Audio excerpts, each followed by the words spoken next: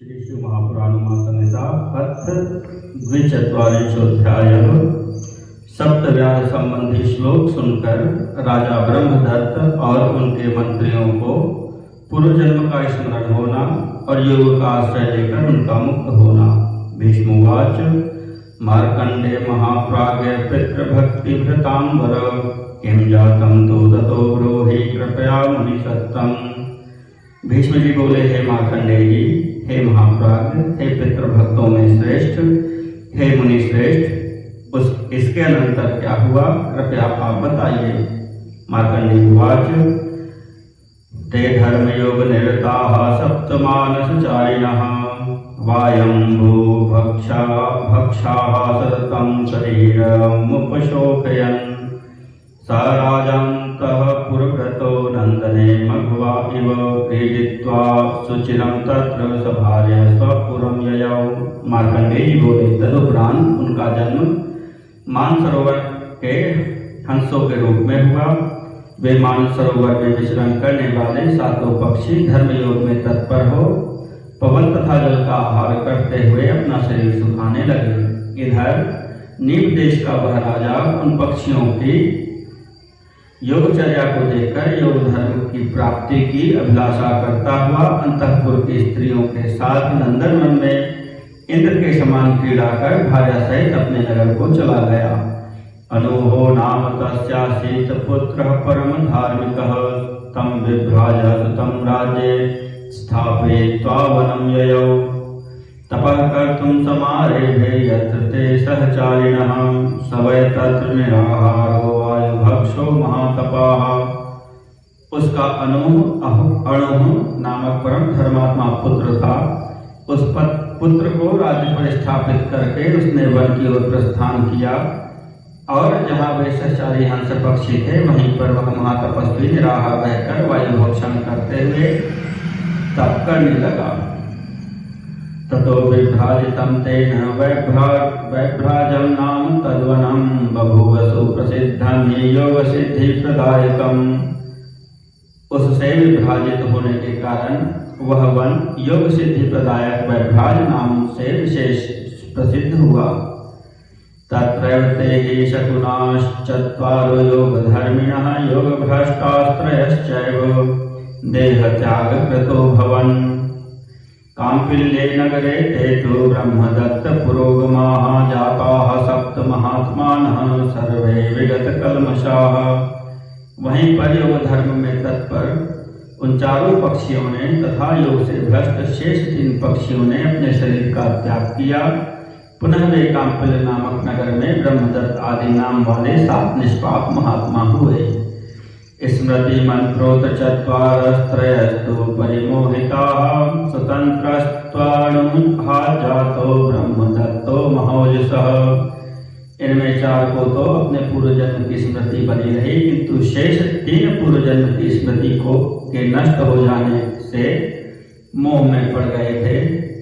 उनमें स्वतंत्र नामक चक्रवात महातेजस्वी अहनु के पुत्र ब्रह्मदत्त नाम से विख्यात हुआ।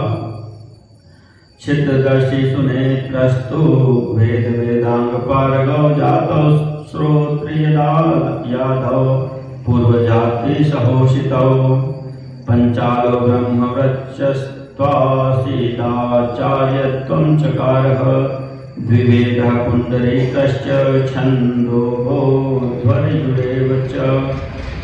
छिद्रदर्शी और सुनेत्र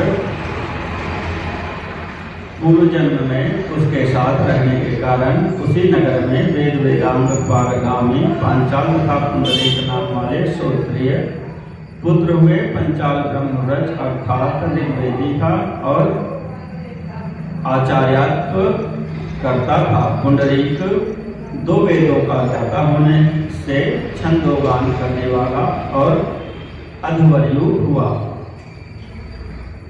ततो राजा सुतं दृष्ट्वा ब्रह्मदत्त ब्रह्मदत्त कल्मषम् अभिषिच्य स्वराज्ये तु परां गतिं वाप्तवान्। पंचालः पुंडरीकस्तु पुत्र संस्थाप्य मंदिरे विविशत्तु वरनं तत्र गतौ परमिकां गतिं ब्रह्मदत्तस्य भार्या तु सन्नतिर्नाम भारत सात्विक भाव संयुक्ता रेमे भर्त्रा सहैव तु। इधर राजा ने अपने पुत्र ब्रह्मदत्त को पाप रहित देखकर उसका राज्याभिषेक करके परम गति प्राप्त की। पंचाल और पुंडरीक के भी पिता ने अपने दोनों पुत्रों को राजा के मंत्री पद पर अभिषेक कर वन में जाकर परम गति प्राप्त की। हे भारत, ब्रह्मदत्त की सन्नति नामक भार्या थी। वह अपने पति में अनन्य भाव से रमण करती थी। शेखास्तु चक्रवाक वैकांपिल्ले सहचारिणः जाता श्रोति यदा यादा दरिद्रस्य कुले नृप दधिमांसु महात्मा च तत्त्वदर्शी निरुत्सुकः वेदाध्ययन संपन्नाश्चत्वारश्छिद्रदर्शिनः। हे राजन, सहचारी चारों चक्रवाक उसी कांपिल नगर में किसी दरिद्र श्रोत्री के पुत्रों के रूप में उत्पन्न हुए। धृतिमान, सुमहात्मा, तत्वदर्शी और निरुत्सुक उनके नाम थे। ये सभी चारों विद्याधन संपन्न और सांसारिक दोषों के ज्ञाता थे। ते योग निरताः सिद्धाः प्रस्थिताः सर्व एव हि यामन्त्र च वितः शम्भो पदाम्भोजं प्रणम्यतु ते तमोचुर्विजाः सर्वे पितरं पुनरेव च करिष्यामो विधानं ते येन त्वं वर्तिष्यसि। एक समय इन योग निरत सिद्ध पुरुषों ने परस्पर विचार किया और अपना कल्याण करने के लिए शिव जी के चरण कमलों में प्रणाम कर प्रस्थान करने लगे। उस समय पिता के द्वारा रोके जाने पर उन सभी ब्राह्मणों ने अपने पिता से कहा, हम आपकी आजीविका की व्यवस्था किए जा रहे हैं, जिससे आपका निर्वाह हो जाएगा। इमं श्लोकं महार्थं त्वं राजानं सहमन्त्रिणं श्रावयेथा समागम्य ब्रह्मदत्तकमलकल्मषम्। आप मंत्रियों सहित निष्पाप ब्रह्मदत्त राजा के पास जाकर महान अर्थपूर्ण इस श्लोक को सुना देना। प्रीतात्मा दास्यति सते ग्रामान भोगांश पुष्कलान् एतावदुक्त्वा ते सर्वे पूजयित्वा च तं गुरुं योग धर्ममनुप्राप्य परां निवृत्ति माययोः। चतुर्णां तु पिता योऽसौ ब्राह्मणानां महात्मनां श्लोकं शोधित्य पुत्रेभ्यः कृतकृत्य इवाभवत्। इस श्लोक से हर्षित हुए राजा अनेक ग्राम तथा नाना प्रकार की भोग सामग्री देगा। इस प्रकार कहकर वे अपने पिता की पूजा कर और योग धर्म प्राप्त कर परम शांति का अनुभव करने लगे। उन चारों के पिता भी अपने महात्मा पुत्रों के द्वारा कहे गए श्लोक का अध्ययन कर कृतकृत्य हो गए। श्रावयामास राजानं श्लोकं तं सचिवौ च तौ सप्तव्याधा दशार्णेषु मृगाः कालञ्जरे गिरौ चक्रवाकाः शरद्वीपे हंसाः सरसि मानसे ते विजाताः कुरुक्षेत्रे ब्राह्मणा वेदपारगाः प्रस्थिता दीर्घमध्वानं यूयं किमवसीदथ तच्छ्रुता मोहं गमद ब्रह्मदत्तो नराधिपः।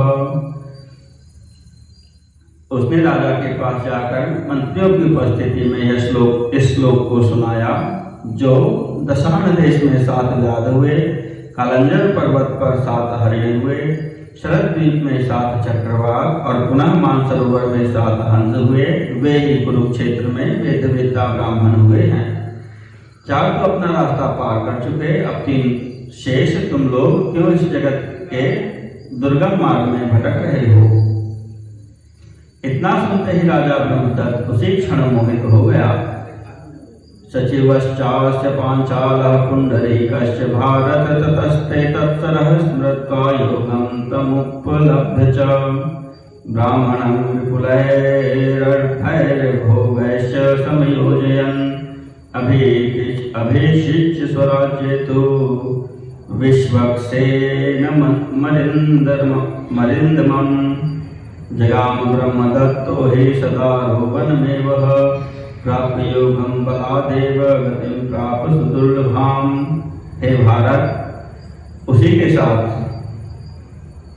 उसके सचिव पांचाल और पुंडरीक भी मोहित हो गए। फिर वे मानसरोवर का स्मरण करते ही योग को प्राप्त हो गए। उसके अनंतर ब्रह्मदत्त ने उन ब्राह्मण को बहुत सा रथ, भोग सामग्री एवं धन दिया तथा अपने विश्वक्सेन नामक शत्रुहंता पुत्र को राज्य पर अभिषेक कर स्वयं पत्नी समेत वन चला गया और योग बल से श्रेष्ठ गति को प्राप्त किया।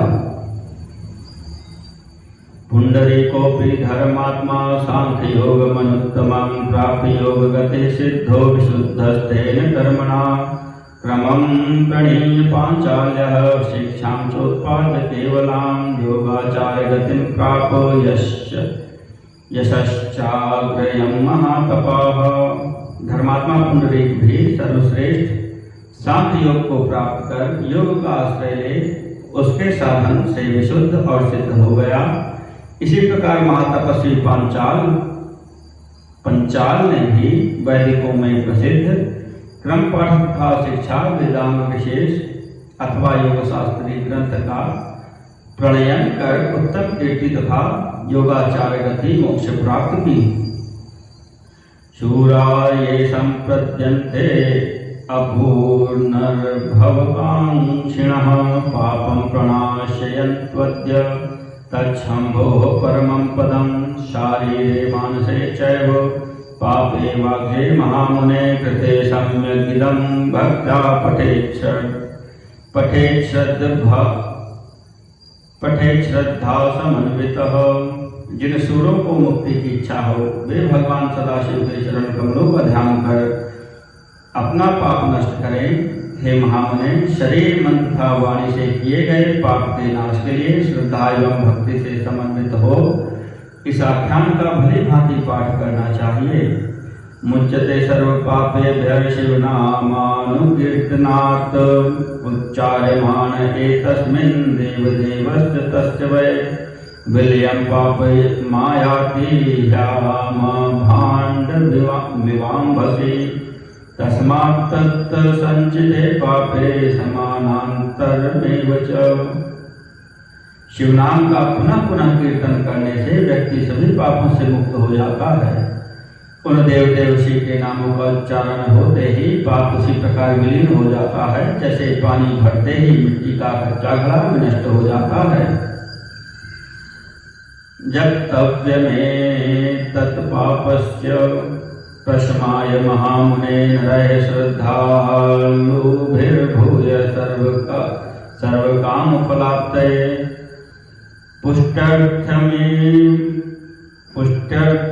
पुष्ट्यर्थमिममध्यायं पठेदेनं शृणोति वा मुच्यते सर्वपापेभ्यो मोक्षं याति न संशयः। इतना ही नहीं, हे महामुने, संचित अथवा किए गए पाप के नाश के लिए भी निरंतर शिव नाम का जप अवश्य करना चाहिए। श्रद्धालु जन को अपने मनोभिलषित की सिद्धि हेतु भी शिव नाम का जप करना आवश्यक है। जो मनुष्य पुष्टि के लिए इस अध्याय को पढ़ता और सुनता है वह सभी पापों से छूटकर मोक्ष को प्राप्त करता है, इसमें संदेह नहीं है। इति श्री शिव महापुराणे पंचम्यां संहितायां पितृकल्पे पितृप्रभाव वर्णनं नाम 24 अध्यायः।